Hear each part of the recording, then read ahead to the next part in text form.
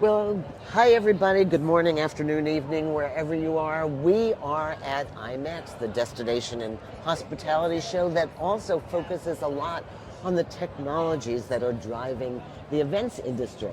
And we are here with Jonathan Karazian.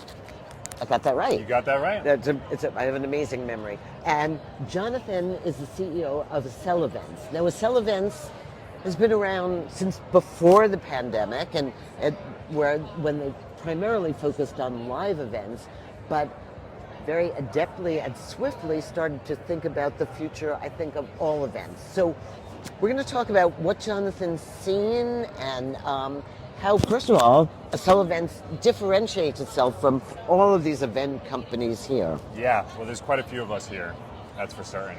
But one of the things that's been core to our focus from day one is that we're fully homegrown. Everything that we're doing, everything that we're building is intentional. We're not growing through acquisition because we don't want to. We want to make sure that that experience is seamless for every stakeholder, being the attendee, speaker, the exhibitor, and of course the organizers. And again, that's really our focus. We want to make sure that technology is there to make life easier for our organizers, not do the opposite. But in this changing world, pandemic, no pandemic, global stuff, do you just sit there like this going, whoa, what's going to be thrown at me next? Yeah, well, that's what makes it fun, right? Like, what other industry has this sense of urgency, and you're solving a problem that, it's not a luxury good. There has to be an answer, and this is going. So, do you feel like events have changed their meaning in all of this? Like, I mean, to me, I look at it, we've got webinars, we've got corporate meetings, we've got events that then need time to breathe in between. So tell me what you're seeing from your clients. Yeah, well, in the past probably 6 to 9 months, one thing that we've seen was just a huge uptick in person. We thought we'd have seen more of that last year, but it's really been this year that's kicked up. I think one of the big components there is that work from home has gotten normalized, right? And even for us, we're a fully remote company. We look at this event as an opportunity for us to bring our team together and treat it as an offsite. And I think a lot of other organizations are... I love that, glomming onto an event as your offsite. It makes sense. Yeah. Brilliant. One of the other, and this is a theme we've seen, but is not really directly applicable to us, but the importance of side events. And if you look back at like Dreamforce or SAST or Inbound, the side events are almost more important than the ecosystem event at the core of the entire experience. And do you think that's scary? I know we work with South by Southwest, and that the whole thing is a sideshow. And, so you are seeing that, and I think the event guys have to learn to embrace that and make it a wide tent. Yes, absolutely. And Inbound did a great job of that and promoting those side events. But it actually, people being the organizers, they get scared that it might pull sponsorship revenue away from them, but it actually does the opposite. Because it drives more attendance, because everybody feels like they have to be there, even if they're just going for the side events. Yep, it's like reverse thinking. I forget the auto show, CERN, I think. Anyhow, they found out that people would just wait for them to drive the autos out, and they turned that into an event. Yeah. So it's a side event. Right. So I think that thinking out of the box. So when your clients, clearly they came to you, they had a live event, they know they need something digital. Yeah. What are they asking you for? Yeah, so the experience runs the gamut. We just worked with Zapier 2 weeks ago. They did an awesome event. Multiple tens of thousands of people registered for the event. One of the things that they did an incredible job with is pairing the content, the speakers, with their product launches. And what they were able to do was just take over social media. If you were to search for Zap Connect on LinkedIn or Twitter, you would see hundreds of posts, which were literally screenshots of our virtual platform, where these incredible product launches and product feature releases were getting announced. So when customers are coming to us, it's a gamut of things, but often it's finding a way to really just create noise and make an experience where people can all get excited behind something together. Right. So that's one way your clients come to you. Are others asking, we have an event, we have to fill the gap in between the event with webinars, are you finding like new kinds of virtual things appear to solve a need?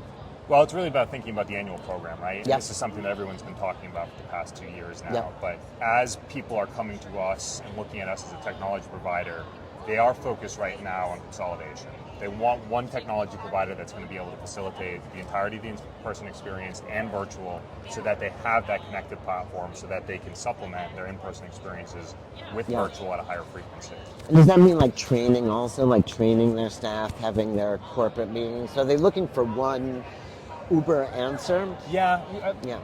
Probably 10 to 15% of our customer base is focused on internal events. We're definitely more focused on external events as a company. And often that is a different team, but in some organizations it's shared.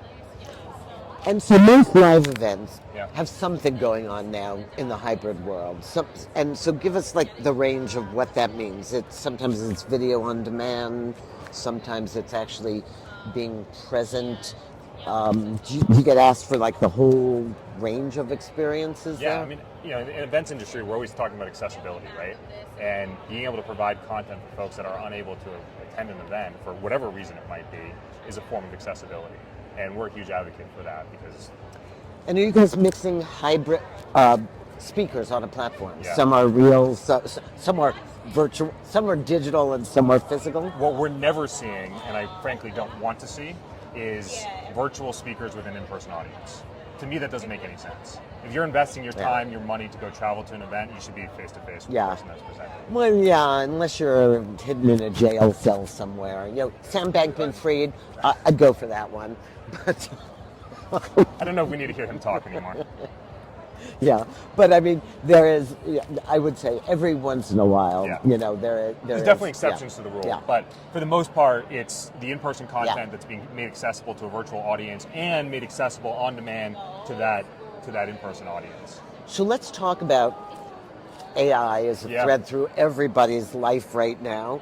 Are you starting to see internally in your own product, do you have a strategy for adopting AI into it? We do, but we don't want to be a bandwagon fan. There's a lot of companies right now that, and I'm not talking about our industry, but throughout SaaS, where they're just kind of tacking it on to check the box and have a press release about it, but it's not actually adding value.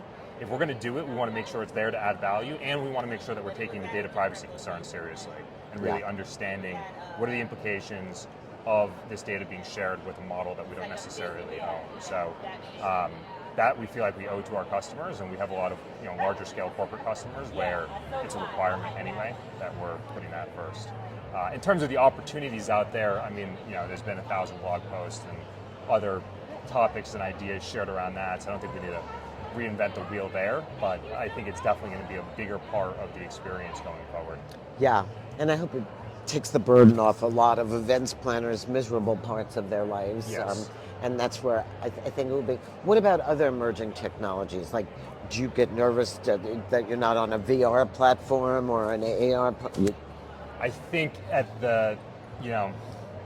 Apple's historically done a good job of normalizing things, and the headset should be coming out in a couple of months.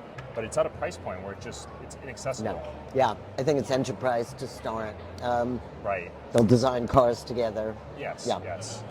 And we may see scenarios where you're sending out. There's a rental company that can ship out 1,000 headsets to virtual attendees. Good business. Yeah. All right, take note, everybody. So I think there's going to be opportunities like that, but you're not going to make the assumption that everybody has that headset at home the way you would with a laptop or an iPad. No. But then again, these price points always start out crazy and limited use, and then they sort of trickle down. So,